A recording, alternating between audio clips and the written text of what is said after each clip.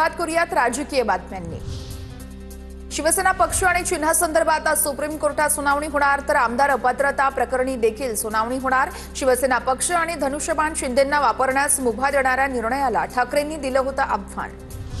राष्ट्रवादी काँग्रेस अपात्रता प्रकरणी देखील आज सुप्रीम कोर्टात सुनावणी होणार। न्यायमूर्ती सूर्यकांत यांच्या कोर्टासमोर सुनावणी घेतली जाणार। खासदार सुप्रिया सुळे सुनावणीसाठी हजर राहण्याची शक्यता।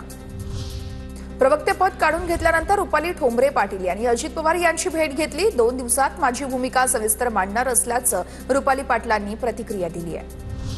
मुद्रांक शुल्क भरण्यासाठी अमेडिया कंपनीकडे फक्त 10 दिवस शिल्लक। जमीन घोटाळ्यासंदर्भात अजूनही कंपनीकडून खुलासा नाही। कंपनीवर जप्तीची कारवाई होण्याचीही शक्यता।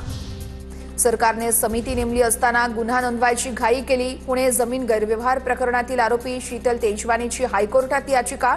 याचिकेवर तातडीने सुनावणी घेण्याची तेजवानीची मागणी, तर सत्र न्यायालयात अटकपूर्व जामीन अर्ज करा, हायकोर्टाच्या तेजवानीला सूचना।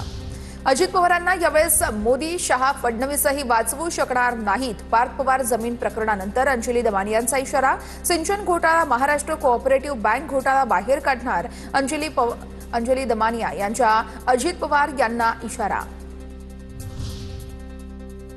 दुसऱ्यांकडून काही गोष्टी होतात त्यावरून आता मला टार्गेट केलं जाते। सर्व नियमाने करतो, मला चुकीचं खपत नाही। 3 वेळा स्पष्टीकरण दिलंय।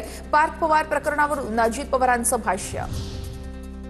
धवलसिंह मोहिते पाटील अजितदादांच्या राष्ट्रवादीमध्ये पक्षप्रवेश करणार। पुण्यातील कार्यालयामध्ये आज पक्षप्रवेश होणार। धवलसिंह मोहिते पाटील, विजयसिंह मोहिते पाटलांचे पुतणे, तर अकलूज नगर परिषदेसाठी अजित पवारांकडून चाचपणी सुरू। मुख्यमंत्री फडणवीस उद्या नाशिक दौऱ्यावर। नाशिकमध्ये 5,657 कोटी रुपयांच्या कामांचं भूमिपूजन केलं जाणार। शहरातील रस्ते, पूलसह रिंग रोडच्या कामांचंही उद्घाटन केलं जाणार। मुख्यमंत्र्यांच्या दौऱ्याची जय्यत तयारी सुरू।